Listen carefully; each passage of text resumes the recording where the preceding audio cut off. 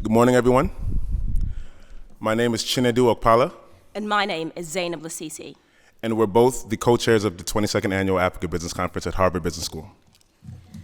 On behalf of the Africa Business Club, a student club of Harvard Business School, we are pleased to welcome you to the 22nd Annual Africa Business Conference.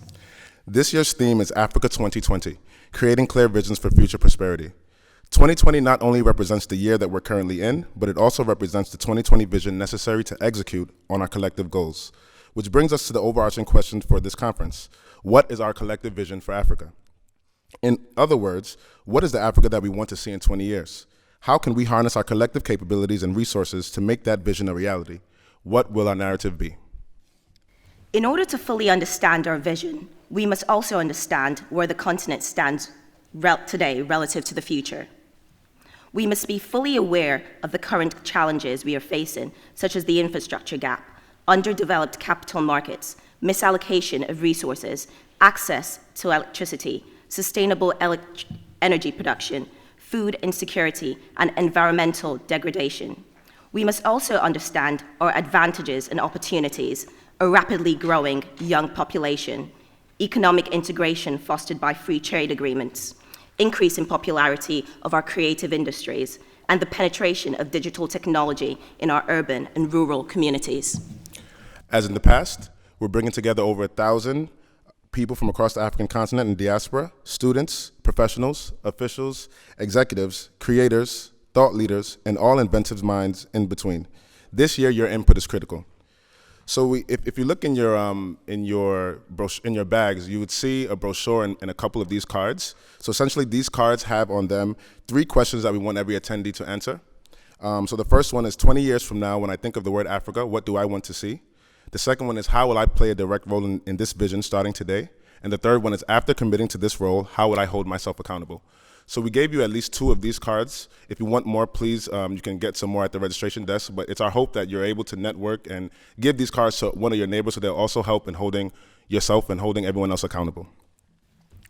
To help stimulate the dialogue, we curated a set of panels and discussions encompassing the essential challenges and opportunities within our various industries. We hope each panel session will provide you with ideas on the direct role you can play in developing the narrative you see for the continent. We believe that the Africa Business Conference will leave you with meaningful insights, takeaways, and connections that will spur you to activate your vision for Africa's future. So with that, welcome to the 22nd Annual Africa Business Conference.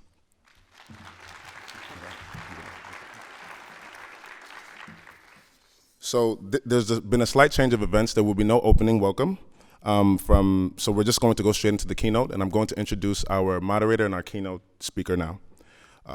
Professor John McComber. Professor John McComber is a senior lecturer in the finance unit at Harvard Business School. His professional background includes leadership of real estate, construction, and information technology businesses.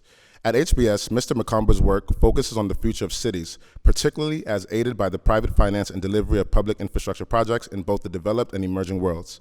His teaching combines infrastructure finance, including public-private partnerships, investing in resilience, economic development, and the impact of new technologies in delivering new infrastructure and making old infrastructure more efficient. Mr. McComber is the faculty chair of the HBS Africa Research Center. He is also engaged in the Business and Environment Initiative and Social Enterprise Initiatives at HBS, and is a member of the executive committee of the Harvard University Center for African Studies. He teaches finance, real estate, urbanization, and entrepreneurship courses in the elective curriculum and in executive education at Harvard Business School. Please welcome John McComber.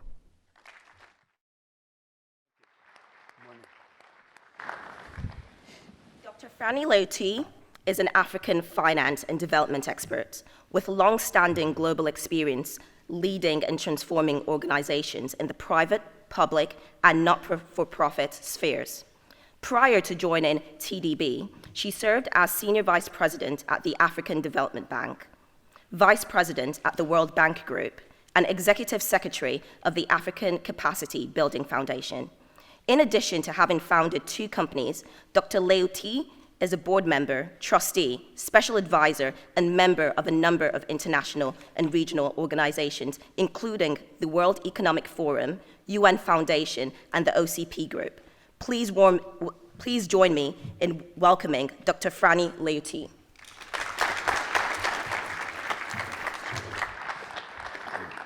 So good to see you. Good to see you too. Thank you so much for being with us today. And of course, we know that you spent a lot of time at MIT, so you're not totally intimidated by the weather, so that's a good thing to do. There's so much we can talk about, but let me start by asking, how did a young lady from Africa wind up at MIT? Can you talk about the early days? Thank you, John. It's a pleasure to be here. I remember my first day in Boston when I was shocked. I was going running in my shorts, and it was sunny outside, and I was really shocked to find it so cold, because I was born in Moshi in Tanzania, which is the city where when you wake up in the morning, you can tell the weather by looking at Mount Kilimanjaro. If you can see the snow, you know it's a sunny, bright day. If you can't, it's a cold, rainy day. And so for me, coming here was quite a shock from a weather point of view. But my story is very simple. I grew up in a village, basically. I left Moshi when I was 3 years old, grew up in a village called Lushoto, up in the Usambara Mountains. If you haven't visited Tanzania, it's one of the most dense and varied system of plants and trees, where the Usambara violet comes from. And I grew up there, and when I was very young, my grandfather used to take me along. We used to walk around in the forest and look at the different species and plants, and he would ask me questions. And he asked once how I would know how heavy an elephant was if all I had were the footprints. And this is before you went to MIT? This was before MIT. I was maybe about afterwards 6 it's about or 7 mass years old. and, Yeah, so he helped me figure out very quickly that it was about weight, mass, and the mass of a big object leaves an imprint on soft soil, and from that you could figure out how heavy the elephant was. So that got me interested in math and science, and I ended up in the only girls' school for math and science at the time, because Tanzania is a very poor country, so we couldn't afford to teach math. The labs were very expensive for science. So I ended up in the only school for girls at that time. I enjoyed it very much and continued and managed to make my way to the University of Dar es Salaam, where I studied engineering. And one of these days, at a keynote very similar to this, the university, through the US Information Services at the time, had invited an engineer from NASA. And the engineer gave a lecture, and I was very excited, and I went down to ask questions. I was very shy at the time, but I got the courage to go and ask. And he said, I said, look, I'm thinking about going for graduate school. What would you recommend in engineering? He said, well, you should go where I went. The best school in the world is MIT for engineering. So at the time, of course, I didn't know what MIT was or how to get there. But he was very kind, wrote later on. In those days, we didn't have WhatsApp and other methods of communication, so I got a telex, which I don't know if you even know what that is. It's kind of old technology. And the telex said that he has sent me application packages for MIT, Harvard, Northwestern University, and so on, 6 universities in the US, and he has left the application fee at the US Embassy because I couldn't afford $20 per university to apply. So he had done all of that for me as a NASA engineer trying to help a young woman with a dream. And that's how I ended up at MIT. I didn't have money for tuition. I didn't have money even to buy an air ticket. So I went around walking from one office to the other in Dar es Salaam, going to the different embassies, saying, do you have scholarships? Do you have jobs? I can do that. I can get some foreign currency to travel to Boston to go to school. And obviously, most of the time, the answer was no. But a professor at the University of Dar es Salaam had a spouse who worked for Swiss Air. And she said, look, Swiss Air gives free tickets every year to a few people. Why not give it to her this year? So that's how I got my ticket to come to Boston. And then a person from the United Nations also said we have scholarships, and they gave me scholarships to pay for my tuition. So all I had to worry about was rent, room, and board. And so I made my way here on a free ticket from Swiss Air. I had $17 in my pocket, which was all my savings as a student, which I could exchange at the Central Bank of Tanzania at the time, and paid $12 for a taxi from the airport 77 Massachusetts Avenue, and they dropped me at those stairs, you know, going up MIT at 77 Massachusetts Avenue with my suitcase. And that's all I had. I walked up, and somebody kindly sent me to the Dean of International Students. The dean gave me a key to a dorm where they had camping beds for people like me who came with no place to live and no money. And I spent 2 nights sleeping on a camping bed it was kind of a loft in one of the buildings. And I met a wonderful young woman from California, Julia Vindacious, and she just took me under her wing and said, "Come, the first thing you need to do when you come here is have a bank account." I said, "Well, I have $5. So she said, "Don't worry, banks will open an account for you." At that time, in those days, with $5, you could open a bank account. So obviously, I gave my $5 for the account, and I had no more cash to buy anything. I got very smart about looking where they have conferences to get free breakfast and free lunch for about a week. And then one day I'm walking by, and this is the beauty of going to school in America. I don't think you can do that in any other place in the world. Was a list of ads for research assistants. And I took one of those, and I met this professor, Professor Michael Markov, and I talked to him, and he immediately offered me the position. And the reason he gave it to me was because not only... At the time, you're a 20-year-old girl from Africa. Yeah, and... this is like your 3rd or 10th day in the U.S.? It was about the 7th day. You say this so casually now, but... You know, you'd probably never been out of Tanzania before. No, that was... And you stepped into the ground here with all these people that went to, you know, Andover and Exeter and all these other schools. It must have been terrifying. I was very scared, but I had survived. I was eating every day, which was quite an accomplishment. And the reason he selected me when he told me was that I had worked on engineering sites. Because the degree that I had, an engineering degree from the University of Tanzania, was a degree which had to be theoretical and practical. You couldn't get your degree if you hadn't practiced on a site. So when I got my bachelor's in engineering, I had already worked on 4 sites as a young engineer, supervising road construction, working as an assistant to an engineer for building these big water tanks, supervising high-rise buildings. So you can imagine it's still standing. So with my limited knowledge, I was able to help supervise. So I think that was really an advantage. And the reason Tanzania had that kind of education is because our first president, Julius Nyerere, argued that as a poor developing country, we cannot afford to educate elites. We should educate people who can immediately create jobs and help develop the country. So an engineer couldn't just be working on paper. It's not enough to be good at math. You had to be able to make something or do something. And I think that was a very unique form of education.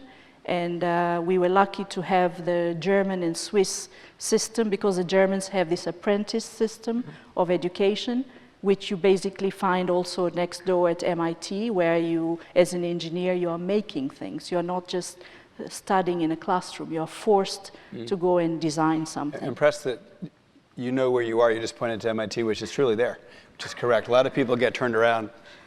Let me jump all the way to today. So now you're in a development bank and partly working in Tanzania, but the question of the math and getting things done on the ground in the concrete and dirt must still apply in your career today. Can you talk a little bit how you balance that very sophisticated financial knowledge with how do you actually get things built? Well, in what I do now and what I've done really in all my career, you have to be able to solve a real problem that has impact on real people's lives. But you have to do it in a way that's sustainable financially. Because as a bank, if you make losses, then you're done. You're over. So you need a lot of very complex financial modeling to understand and embed risk mitigation solutions in your offers to the countries or to the companies. You have to be able to project demand so you can understand what would be the revenue streams. You have to make anticipation of technological change, and a lot of complex analytical work goes into designing the financial instruments that we then end up using. If you want to price a bond, you have to be able to understand what would be the impacts on the investment that you would make and the reliability of the repayments. You could have just stayed in that world and looked at screens and made money just sort of arbitraging bond positions, but it seems like you're much closer to the concrete and steel. Like you've chosen to do that. Yeah, as a child I was always very curious and wanted to test things. I got into a lot of trouble. I broke the only radio that we had because I wanted to see what was inside. And so... So how old were you? I was maybe 4 at the time, yeah. And so how delicate was your breakage? It was quite severe, irreparable. But my parents, they didn't punish me because when they asked why I did it, I said I was trying to find the man who's talking inside. And, and so they forgave me a lot of things. I broke a lot of equipment. In the end, that's how I ended up following my dad and my grandfather around, because when my dad was repairing the car, I would stand with him to take a look and see what he's doing. And in the end, I became his sort of apprentice. And I was very lucky because I come from a family of 7, but we had 4 girls and then 3 boys. So my brothers weren't born yet. And in Tanzania, it wasn't very well viewed to see a young girl, you know, with oil on her hands, working with her dad. It was very unusual in our village. Our car was very old. I don't know how many of you have seen these very old Land Rovers, very sturdy for the kind of environment we're in. We had it for like 25 years because it was the only car at that time that we could afford. And so repairing was my great skill. And I learned how to fix things. I learned how things work. And my interest in engineering was really quite natural from between my grandfather and my father. Let me ask a little bit about your work today at the Trade Development Bank, and then we can talk more about the personal trajectory. You've spent a lot of time in development banks. The bank is sizable. It's $5 billion in assets, but that's not huge. I'm curious about how you hope to accomplish policy objectives when you have to select projects from a wide array of worthy projects. How do you pick between the ones based on sector, geography, partners, level of risk, those kind of things? What's the project selection protocol? So our bank, when it started, we were only at about $900 million. So we've grown to close now $6 billion this year. And we focused first on trade finance, because if you can support an import-export transaction, it has a whole ecosystem of small and medium enterprises supporting it. So our first effort was to select those kind of financing opportunities. And you're financing the transactions directly or working through commercial banks and they're financing the transactions? Yes, we started working with financial institutions because it's the fastest way to leverage. Their knowledge of identifying the small and medium enterprises is much better than ours, sitting in a few of the capitals. Also, we could bring in others, we could crowd in others. So if you finance a typical trade transaction, let's say import of fertilizer to export soybean, that's a huge network of manufacturing companies that make the fertilizer, mining for phosphate, for example. You have multiple countries engaged. You're bringing in, say, phosphate from Morocco, and you're investing it in Uganda in a fertilizer manufacturing and packaging firm. And then you export from Uganda fresh banana to United Emirates. The leaves and the skin get pounded into food that feeds the animals, especially during Ramadan, because there's not a global certified halal process. So for most of the Muslims in the Middle East, they want the live animal so they can certify halal. And that makes a trade transaction between Morocco, Uganda, and UAE. So these are the kind of things that we would finance. And then we also figured that the constraints are warehousing, transport logistics, infrastructure, telecommunications. So we took those kind of projects as well. And then energy, which is a huge, huge constraint. So if you take the example of the geothermal plant in Kenya, we crowded in a large number of other investors. But now you're talking about project finance, not trade finance. Yes, so that's in the infrastructure. So it's about 2/3 trade finance, about 1/3 project finance. That's correct. But the tenor of these loans is totally different, right? From months to years. Yes. So how do you decide? So that's what allows us to actually become profitable or remain profitable, because a trade transaction can be anywhere from 3 months to 3 years. So it liquidates very quickly and our capital is not tied up, even if these transactions could be very large, like $1 billion and so. So the balance between 15-year money for infrastructure and 1-year money for trade allows us to pick and choose between those types of investments. And within infrastructure, we pick a balance between sovereign and non-sovereign. So the governments have debt sustainability issues, so they can't borrow too much from us. We lend to the private sector as well, but they have repayment issues at times because when the business goes down, they don't have as much security. We also crowd in through other sources. We go to the market, we issue bonds. So we are constantly in London for a Eurobond, or we syndicate loans. So in the case of Kenya and Tanzania, recently we raised $1 billion each for those countries. So even though our balance sheet is small, euros, in dollars, dollars, $1 billion. Foreign currency. Yes, so we can leverage. It's a technical question, but you're probably not subject to Basel III reserve requirements either because you're a development bank. No, we are subject to Basel III.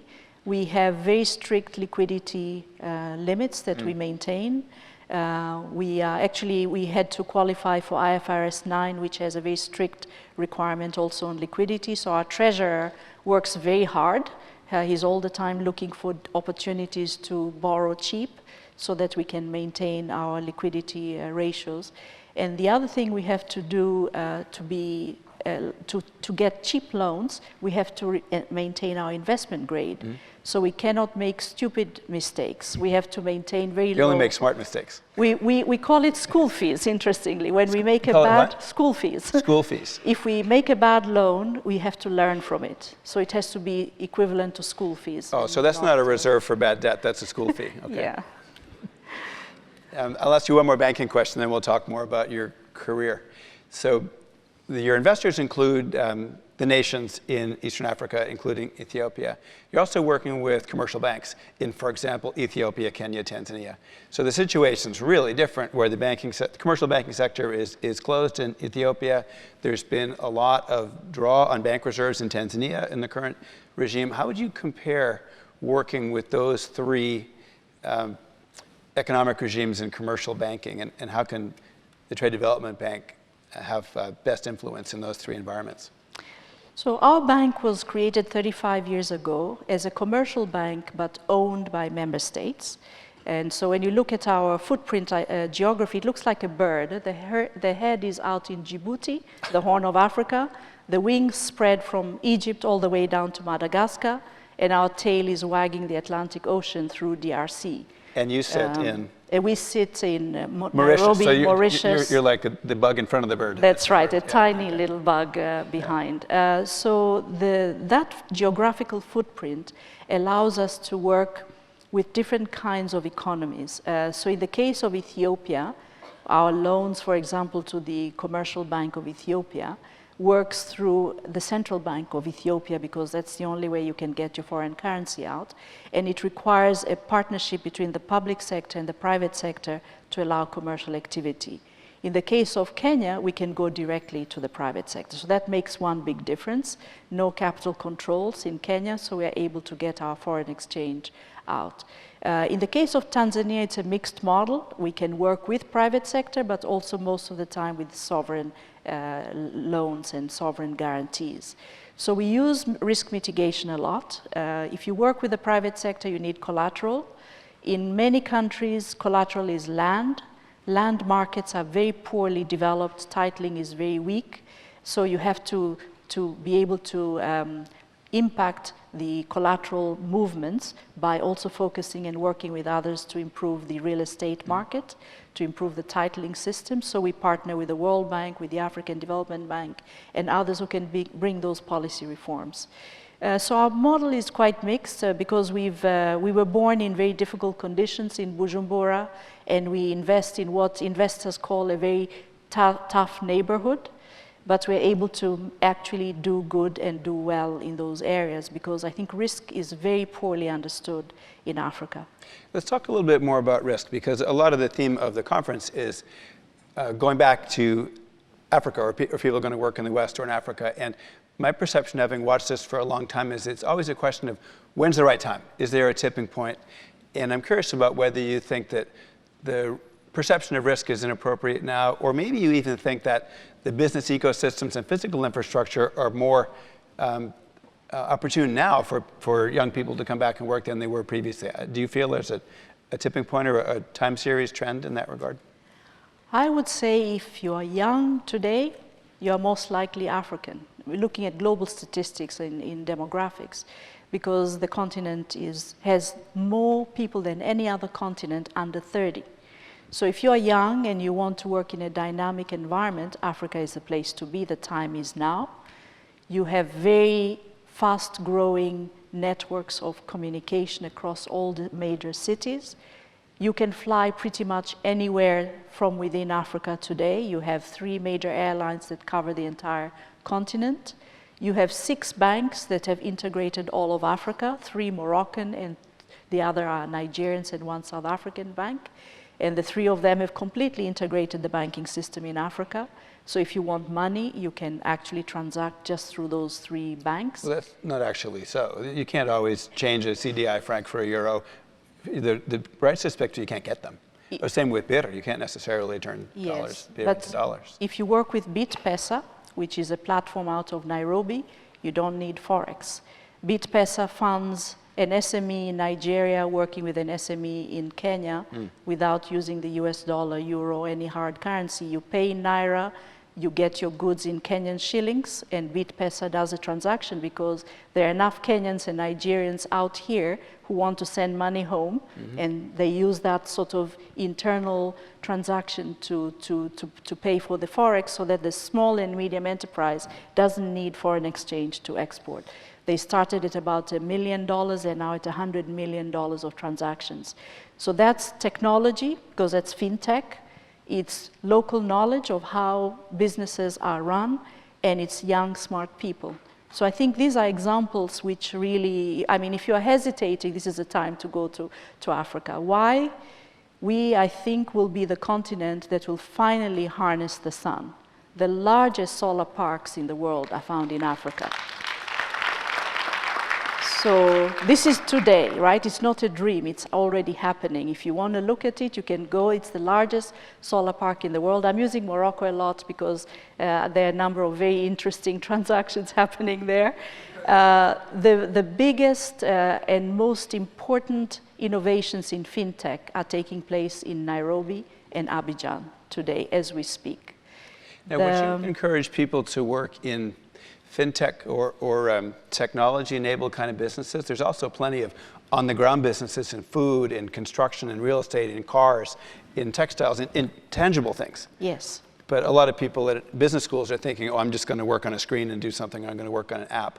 Do you see differences between the attractiveness of those sectors or careers? I think there's a lot of change. I'll give a story that President Obasanjo gave us when we were running pretty much a similar conference to this, but in Addis Ababa, where he said that when he stepped down as president, he came to America and he filled out the immigration form. When they asked occupation, he wrote farmer.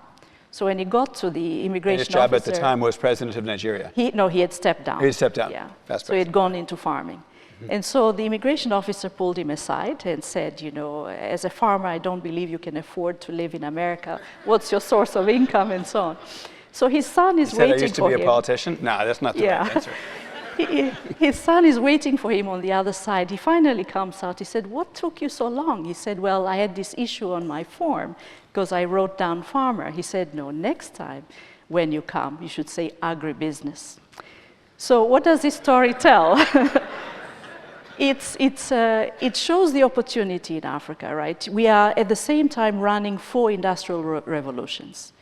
The first industrial revolution was about water and mechanization. In Africa today, you have a company called Magic, which is turning air into water. It's happening from science to water, just collecting hydrogen and oxygen and making water. But there's a lot of energy input for that No, not really, because they use solar, so that's the but there is energy, but it's, sun. So, yeah. It's free, yes. Then you take the next industrial revolution is more about mechanization and industry, right?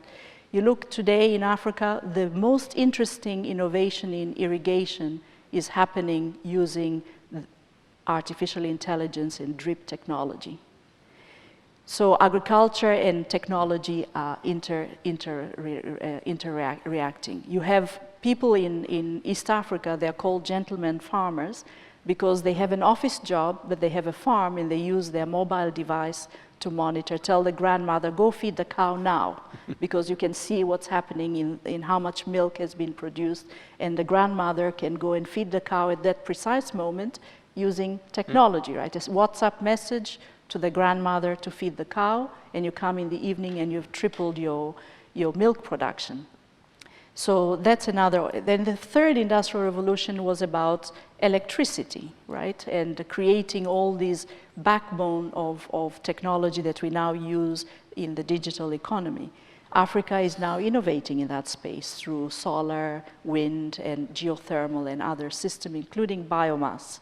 And then the fourth, which is now Internet of Things, artificial intelligence, and other innovations in technology are also happening in Africa with the whole innovation, for example, in fintech, which we've just talked about. You have the first purely 100% digital movie industry in the world out of Nollywood. It's bigger than Bollywood and bigger than Hollywood in terms of number of viewers. You may have seen that Netflix has now signed an agreement to distribute Nigerian and African movies using that network. So we completely skipped the celluloid part and jumped immediately into digital. So this advantage for Africa means you can work in the real economy, you can leverage technology, and you can innovate. Why? Because we can, right? We can because we have to. We can because we don't have legacy systems. We can because we have the innovation amongst the youth. And I think we can because enough of the coping and adapting has gone into being able to change things as you live. And that maybe is quite unique to the continent because people don't look at problems as problems, they look at them as challenges. How do I do this? Let me ask you about some challenges. Let me ask you a gender question. So you were out as a teenager working on construction sites as a young woman. Yes. Not everybody does that. Then you showed up at MIT in course one, civil engineering. Yes. I was at MIT at the same time, not a lot of women there. Can you talk a little bit about some of the things you've done in your career that had the most pushback kind of against a female in the room, and which ones seem to be most accepting? Because you've been private sector, public sector, development banks, private banks, doing a lot of things. I think, well, when I went into engineering, my dad was very concerned. My first job on a site was for a rural road. So there were no villages, it was just the construction workers and me. And in northern Tanzania, in Moshi? Yes, yeah. Not in Moshi, but closer to Tanga. Ah.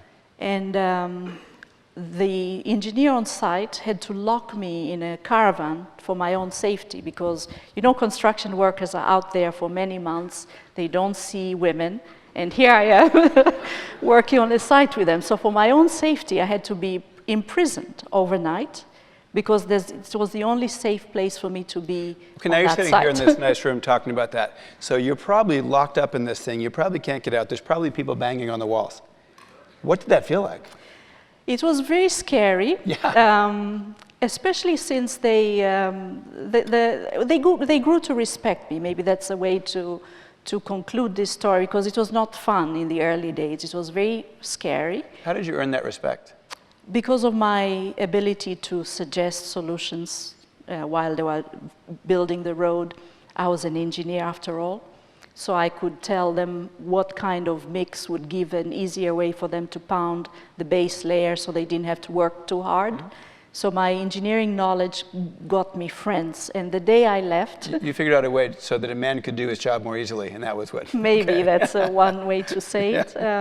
But they had a very funny way of showing their respect, because the day I left, we were supervising a steel construction. So you had to put the metal bars and then the concrete, and I had to supervise how they mix the concrete so that it doesn't have any, what we call honeycombing, because that causes failure. And so when it started to rain, and all of them got totally undressed, and they were all standing in the rain and making fun of me because the beams were labeled by numbers, said, look at all those B3s and B4s, because a beam would be a B1 or B2. And they made fun about them being in that situation with me there. Of course, I was very shy in those days and very embarrassed by the whole situation, but I survived. I got my degree. And I'm happy to say that nothing bad happened to me. I was teased, they made those kind of jokes, but I survived. At the University of Dar es Salaam, I was the only woman in a class of 60 men. So that was also quite challenging, and you would have to carry this very heavy equipment to go and do surveying and things like that. And nobody would help you, say, well, you want to be an engineer, you carry it, let's see how you can do.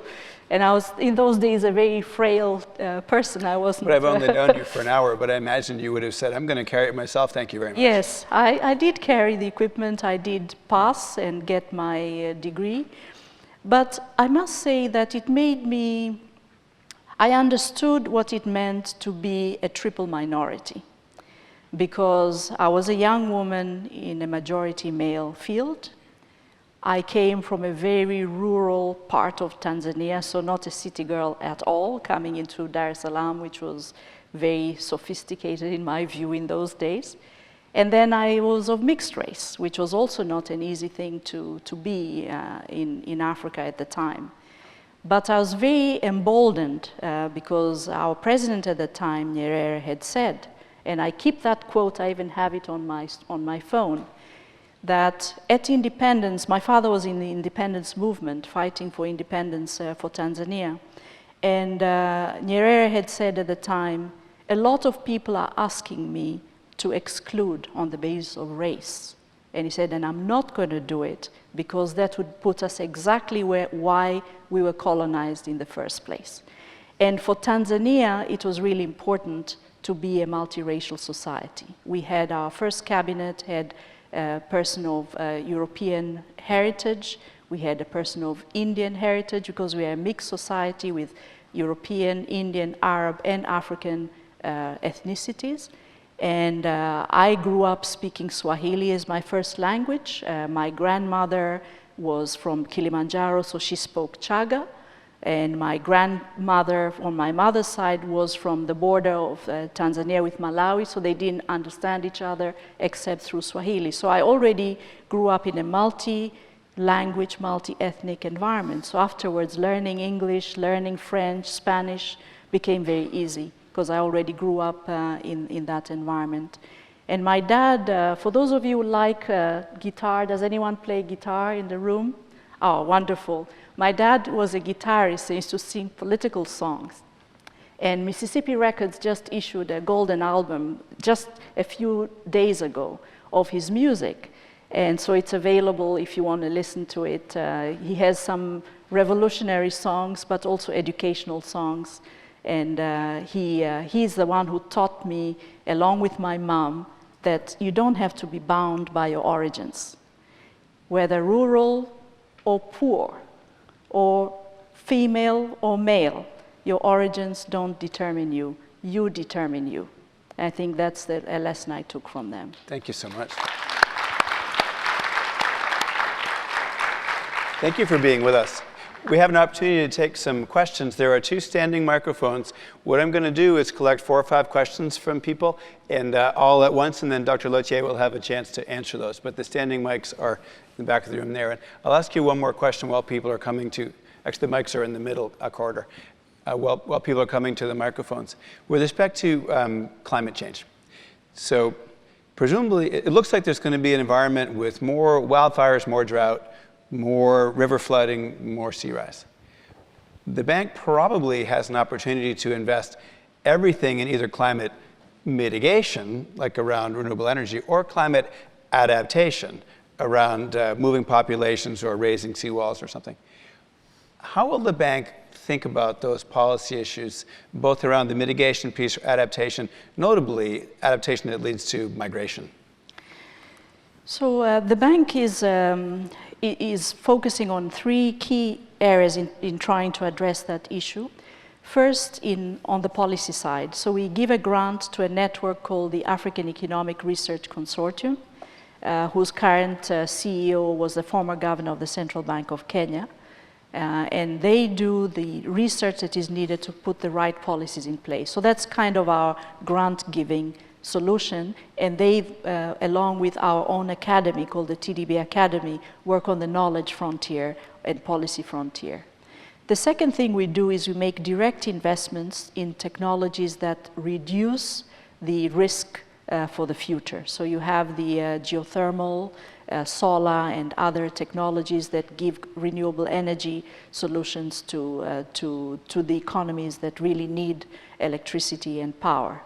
And then the third is to really invest in new ways of doing things that bundle adaptation with those risks that are coming ahead. For example, we work on Seychelles and Mauritius, which have these beautiful beaches, but they're getting eroded, to help them reclaim land and build touristic ecosystems that would allow them to repay the loans by reclaiming and rehabilitating lost seaside resources. That's interesting. They can repay the loans. So that's essentially financing resilience, a third-party financing a resilience investment. That's really interesting. Exactly.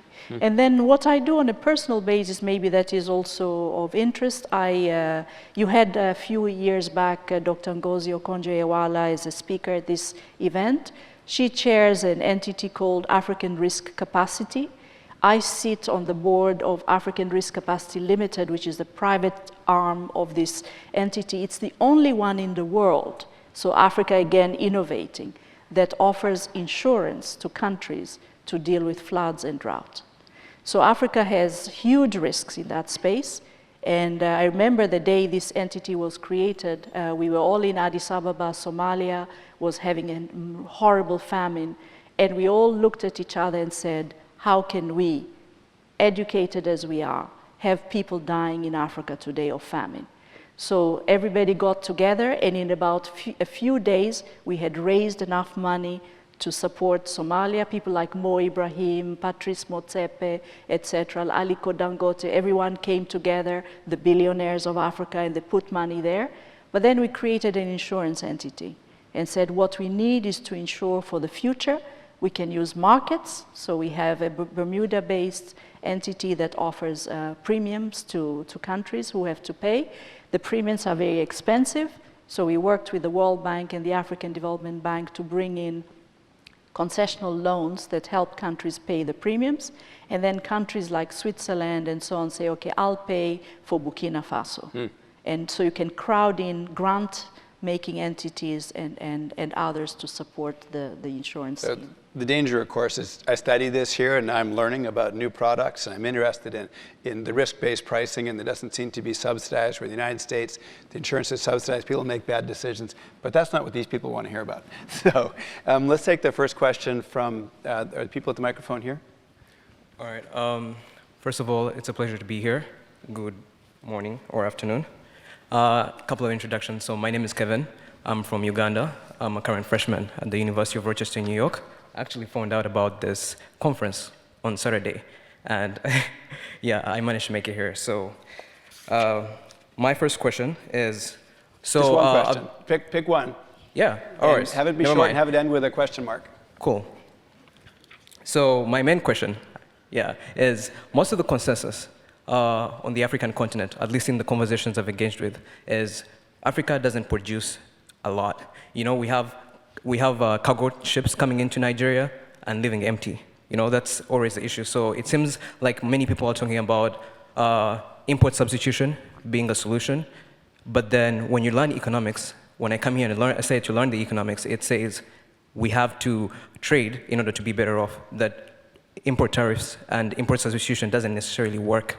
Thank you. So let's take that as a production for export, and how can we try and encourage production for export? Yeah, That's so great. how do we make import substitution work? We'll get another one, too. One over here. Hi, my name is Rugiatu Diallo. I'm from Guinea, Conakry. Thank you, Dr. Léautier, for sharing some great knowledge.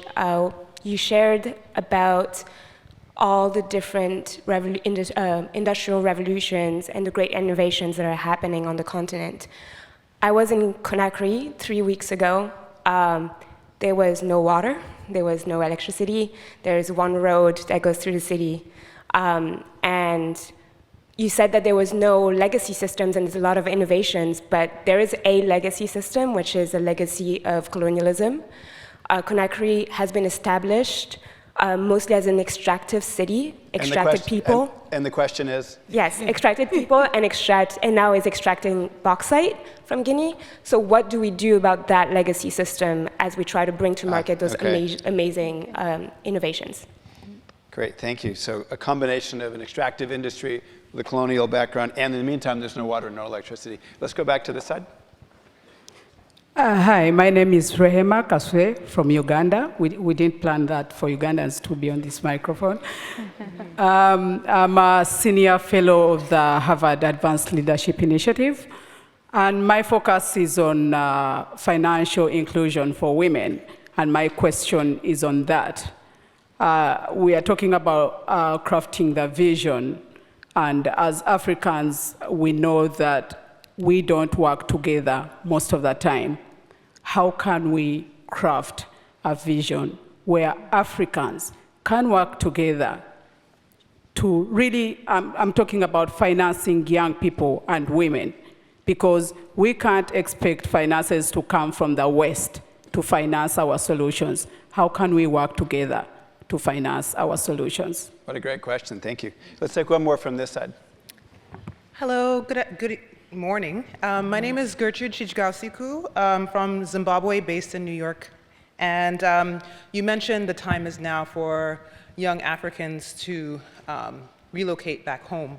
However, you mentioned also that there's a difference between theoretical and practical. So I've lived abroad my whole life, and I have a heart to start something and be a part of development in my country. However, the practical aspect, my question is, what are practical steps that we can take as diasporans to relocate? Because my field is in community development and corporate social responsibility, but finding jobs abroad. People are like, you have to be on the ground. From the West back to the continent, you're talking about. Pardon? To relocate from the West back to the continent. Yes. Yeah. Because finding jobs, people are like, you have to be on the ground to find the jobs, but we need capital to build a life. So my question is, what are the steps, the practical steps about moving back? Great, thank you. So that's plenty to talk about. I would suggest you take them kind of in this order, because there's fundamental macroeconomic questions of how do we build an economy of produce for export that isn't just exploitative extraction export, and then move into the more career and personal questions around, is it time pretty articulately about financial inclusion for women, and how can we invest in each other together?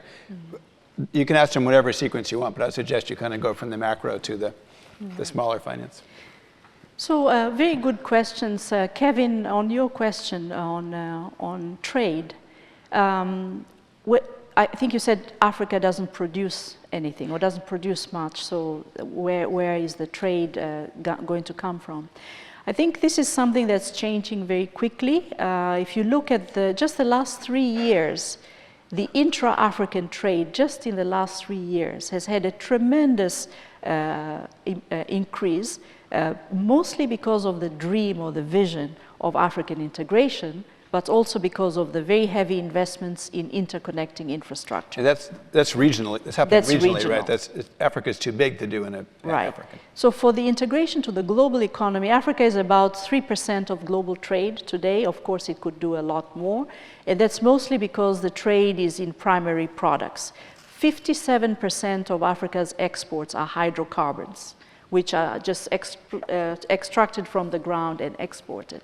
So clearly, for Africa to improve in its trade integration globally and regionally, it has to add value. So a number of examples are taking place. You take diamonds in Botswana, anyone from Botswana. The diamonds there used to be exported directly from the mine. Now they do cleaning and shaping and mounting. And that adds a tremendous value to the products. Fresh food. I don't know how many of you have eaten mangoes in this season. A lot of those mangoes are coming from either Mali or Senegal, where they're the most delicious mangoes, or South Sudan. So now you have companies that harvest the mangoes, they slice and dry them, package them, and export them, which adds value. On the continent, not sending to Saudi Arabia and they go to Europe, and some of them to the United States. Is this change because of brilliant financing by banks like yours, or because of the Indo-African Free Trade Agreements, or because entrepreneurs are willing to put capital into processing assets on the continent? All three, but one of the big drivers is the African diaspora. So people demand those products from wherever they are, an African market pops up, and it creates a direct line. So yams, mango, a lot of spices, including coconut, are running through that trade system because there is demand. And then you have a very interesting phenomenon, which is the food industry. You go to any major city of the world now, and you'll find an African restaurant, either Ethiopian or West African. They're the most popular. And that demand creates then immediate flows of yams. The yam is the one I'm using today because it also happens to be a very popular product in the pharmaceutical industry, because you can extract a lot of things from Tanzania. Tanzania, so you don't have an opinion about who has the best jollof rice then, I guess. No, but there's a big debate on the internet about jollof rice. We are fighting with the Kenyans on ugali and other things, but yeah, between Nigeria, Ghana, jollof rice is a big fight on the origins. So can I ask you about the Guinea-Conakry question? There's also the quite good question about smaller countries in West Africa, extraction of basic minerals like bauxite. In the meantime, there's no water and no power. Yeah. Obviously, plan A is better government just arrives. Plan B, what can development banks do to try and influence that phenomenon? Yeah, so development banks are very active in that space. So in the case of Guinea, there are big investments. When you fly into Conakry, the first thing you notice is this vast river network. It's a country blessed with water. So using water for development is really the key driver, and a lot of the investments by the African Development Bank and the World Bank and others are going into helping the country create water-based agriculture, so irrigation, which is key, and then cities, which tend to get flooded during the rainy season, to develop drainage and proper infrastructure so that rain is not a curse. And then working in light-scale manufacturing. So for example, bauxite is used to make aluminum. And when you look now in that part of the world, you can import pots that are made of the waste that comes from cutting the aluminum ingots. So you can take that and make very useful products for household use. And then, of course, Guinea is investing in roads and railways, which are going to open up the economy. There's a very dynamic small and medium enterprise scenario. When I visited Conakry, and we had a big event on how do you help small and medium enterprises get into that regional and global value chain. So I think this links to the last question of how does one go back? Maybe I can share, and the inclusion, financial inclusion of women. I think the first thing I'd say to you, get yourself a little capital. So I worked for 15 years at the World Bank, saved enough money that allowed me to be independent of the World Bank, number one, but also to be able to invest. I had advice when I was 20 years old telling me to save. I had a very good mentor, to keep your lifestyle fixed and save every additional income you get from there. And I did that, and by the time you are 40, you have enough capital to go on your own. Now you can do that when you are 20 or 30. That's what I'm saying. Yeah, I would like to hear about being 40, but none of these people want to hear about it. In your time, you have crowdfunding, which allows you to start your own business. You have banks like ours that give loans and a balance of loans and grants which you can crowd in from others to start your own business. You have special entities focusing on women. I don't know how many of you have heard of Women's World Banking. I was on the board of Women's World Banking. They partnered with a bank in Nigeria called Diamond Bank. And Diamond has created a product which starts with the word yellow, Y-E-L-L-O, for lending solutions to women-owned enterprises. I don't know how many of you have gone to Balogun Market. If you need African textiles, the best place to go, very good quality cotton made in Nigeria with beautiful prints. It's not made, it's really in Nigeria, it's not from China. No, it's made in Nigeria. Did you check? Yes. Nigeria has an old textile industry which has been around, it went through ups and downs, but that's one thing they still maintain is high quality cotton textiles with beautiful prints. So the women who sell those, they carry their wares, they come to this very small, just a bit this size of a shop in that market, and they're selling their products, and they don't have time to go and bank. So Women's World Banking and Diamond Bank came up with this solution. The bank walks to you, and now with mobile banking, you do it all over your phone. But before the telephone, it was a physical person who would come, get the woman to fill up a form, take their cash, go and put it in the bank on their behalf. Because every minute lost is a sale lost. So they don't even have the time to go and bank.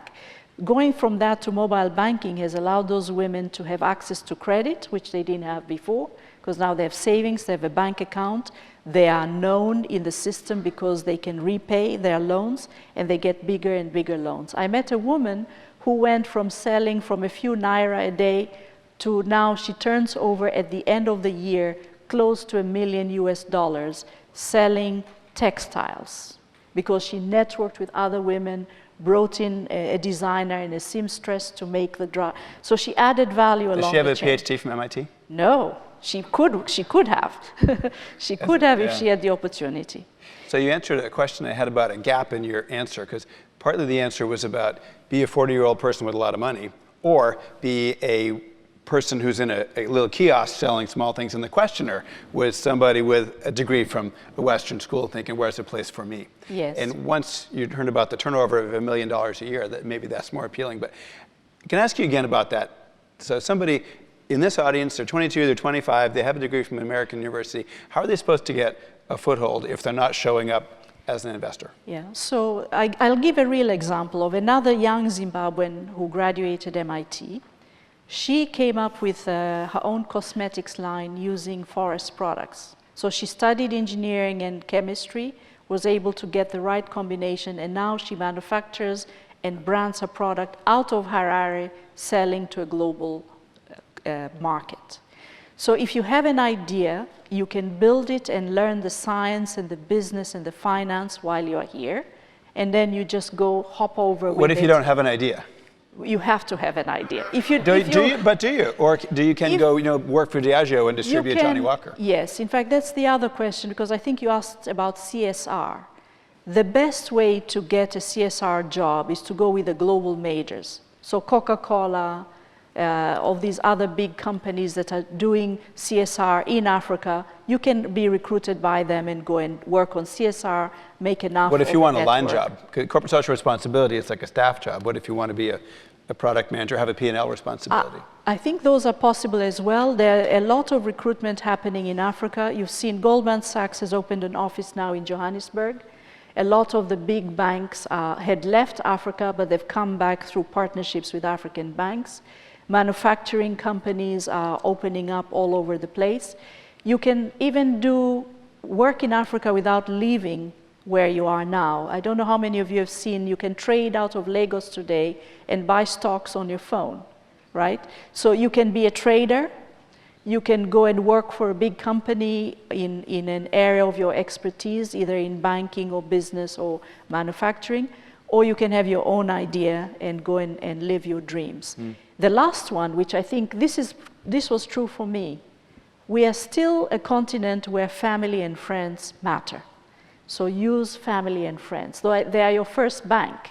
So if you don't have resources, your family and friends, whom probably you've been supporting by sending money home, could be the network that you land on. But there's also a grant from the United Nations You can go to their website and look at that. It helps people to go back to their home countries. They give you a grant, a settlement grant, because the most difficult thing is finding a home. If you have young children, finding schools and just situating yourself in a quality of life that maybe you've become used to outside of your home village or town. So the UN gives those grants to help you settle into jobs. In our bank, 90% of our staff are what we call returnees. So we are Africans who worked abroad for a number of years and have come back to Africa. So a lot of banks like ours are recruiting particularly Africans in the diaspora. And with the AU saying that we have 6 regions in Africa, the 6th one is Africans of the diaspora. So you just have to be of African descent. You don't have to have been born in Africa, or it doesn't matter when you left Africa, even if it's 400 years ago. The AU recognizes. How about Africans. 100,000 years ago? 100,000 is a bit too far, but 400 is close enough. Yeah, we're all Africans at the end. I know, we're all Africans. So thank you, Dr. Léautier, for spending so much time with us and covering some very technical banking aspects, some very personal career things, and some very practical ideas about Africa going forward. Are we leaving, or are you coming up? We're coming up. Okay. Please give a round of applause for our guests. Thank you very much.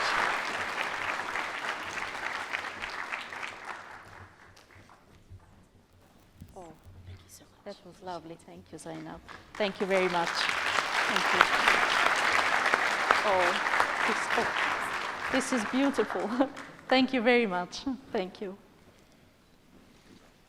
And I just wanted to say something. The biggest advertising that we had when I was working for the World Bank was not very liked during a period of time in Africa because of structural adjustment. And we had a radio panel on Valentine's Day, and we were listened to by the most people. So I was very happy when you invited me to come the day after Valentine's to meet this beautiful crowd. Happy Valentine's Day.